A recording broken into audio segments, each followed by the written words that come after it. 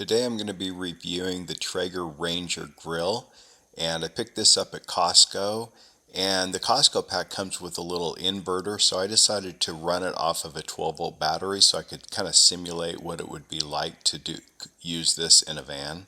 And I thought I'd kind of check the amperage to see what the draw was, so I'll kind of show you what that is throughout the cook. I have a larger Traeger Silverton that I'm going to be using to compare. I'm going to cook chicken thighs in both of these and we'll see how they do. We're pulling about 18 to 19 amps as this is heating up, and we'll see that it drops down once we get to temperature. So let's get into it. Okay, so the big Traeger is up to temperature. I've got it to, it's about 365. I like to heat it up to at least 350 and then clean it. So I'm just going to brush this off. And one of the things I love about this one is that it's Bluetooth and there's an app. And so I can just go in here, and it actually alerted me and told me that it was all preheated. And I can go in here, it shows it's at 362. I'm going to turn my temperature down to 275, which is where I'm going to cook this chicken, these chicken thighs. I've just had these chicken thighs sitting, rubbed kosher salt all over them, and they've been sitting like that for an hour or so.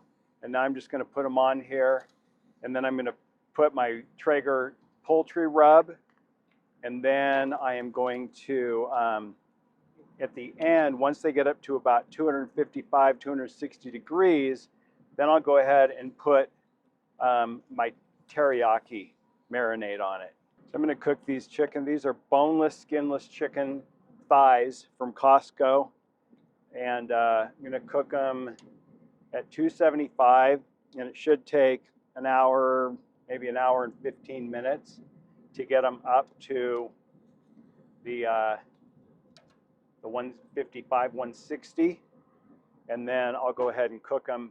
I'll baste them, and then I'll cook them for like another maybe 10 minutes to get them up to 165, 170.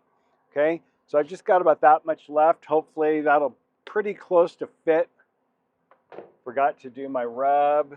I am going to do this Traeger poultry rub. I usually just like a dry rub. I usually don't use any wet rubs, other than we're doing like a Hawaiian Asian meal today for the family. And so in that case, I will use the teriyaki glaze, but I only do it like at the very end so that it doesn't just smoke and all over the place. All right, there we go. Now this one's been going on 450. I needed to season it, so I set it to 450 and ran it for, it's been about 30 minutes, which is what they suggest. This is pulling anywhere from about 2 to 3 amps, which is awesome. And so it really, at the very beginning, it was pulling more, but then once it got up to temperature, it kicked down. Right now it's 4, and it's just kind of bouncing back and forth between 2 and 4. Now it's 2.5. Okay, so I'm going to go ahead and I'm going to put some of the chicken on this one. And I think I'm going to be able to fit all of it, which is really nice. We've always had a bunch of leftover that after the family's gone, I have to come out here and cook a whole nother batch. So awesome. So I'm going to turn this one down. Unfortunately, I have to do this manually. So I'm going to turn this down to 275.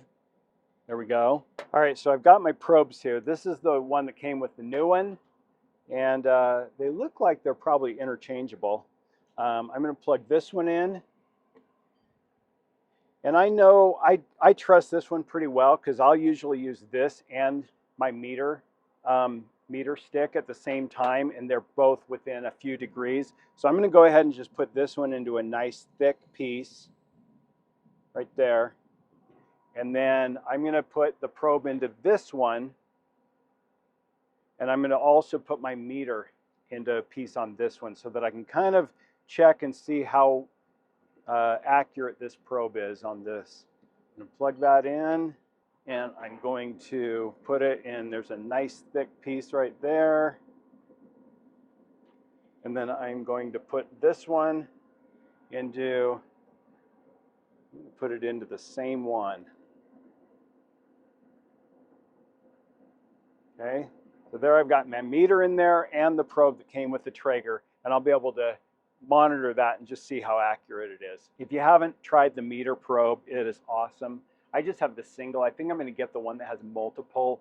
I think they have one that has like 4 or 5 probes in one block.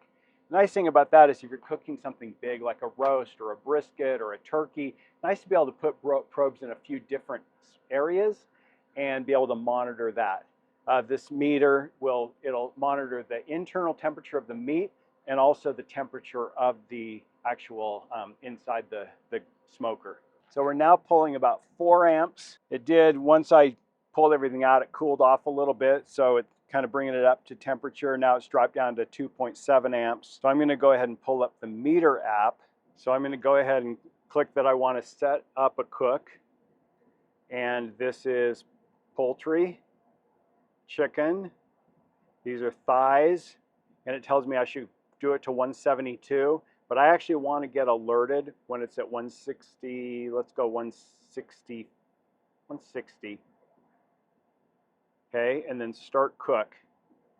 And so I've done all this. I've inserted the probe and start cook. Okay, and this is going to estimate the cook time. It's telling me right now the internal temperature of the meat is 61, the target is 160, and the temperature inside the smoker is 250. So we'll let that go. This will alert me when I hit 160, then I'll know it's time to come out and baste, and then we'll finish these up. I'm holding right at 2.7 amps. So 2.75 amps, then it just jumped up to 4. So 2.75 amps at 12 volts is about 33 watts. If it jumps up to 4, that's 48 watts. So it's not using very much.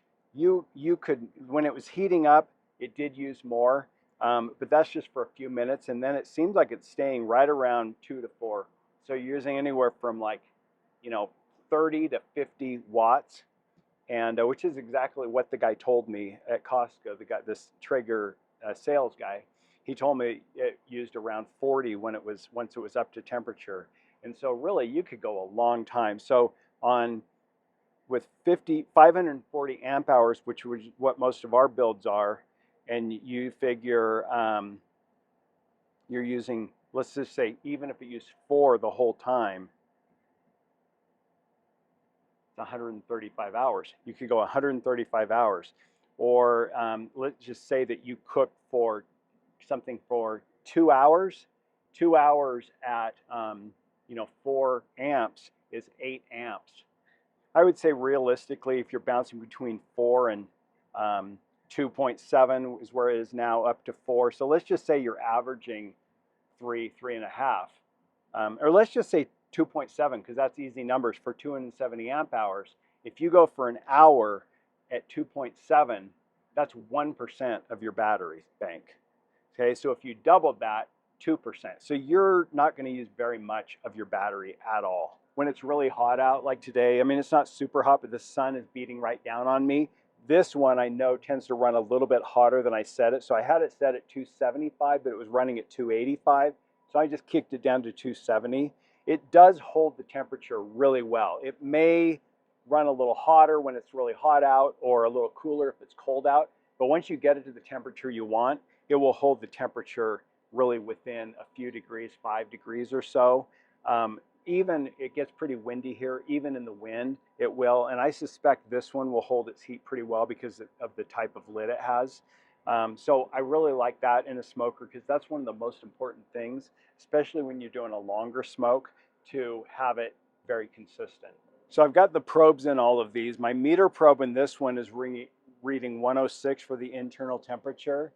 This one is reading 102, so just about 4 degrees difference, which is pretty good. And then this one is 110, which I would expect because I put these in a little bit earlier. So all of them seem pretty accurate. This is pulling now about 19 amps, which is about 225 watts.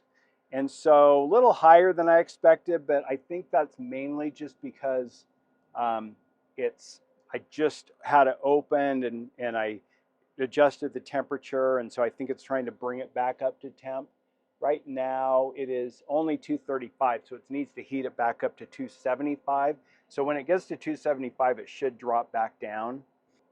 Okay, so now it's dropped back down to 2 amps. So again, 2 amps, 35 watts.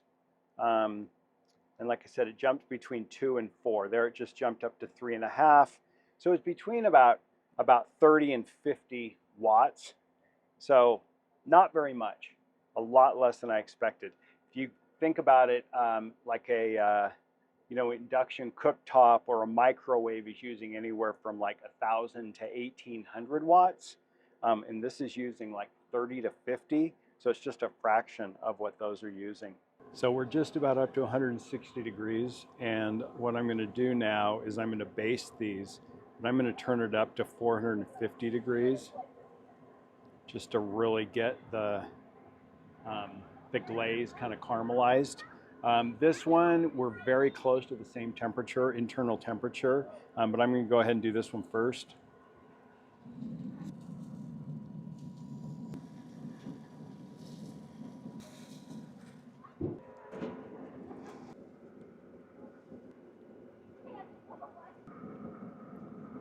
Okay, now I'm going to turn this one up to 450 degrees.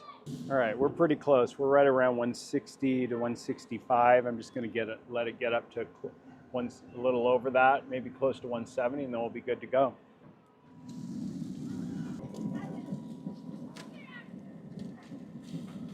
Oh, we'll see how this is. Same amount of time. Actually, this one I put on about 10 minutes after.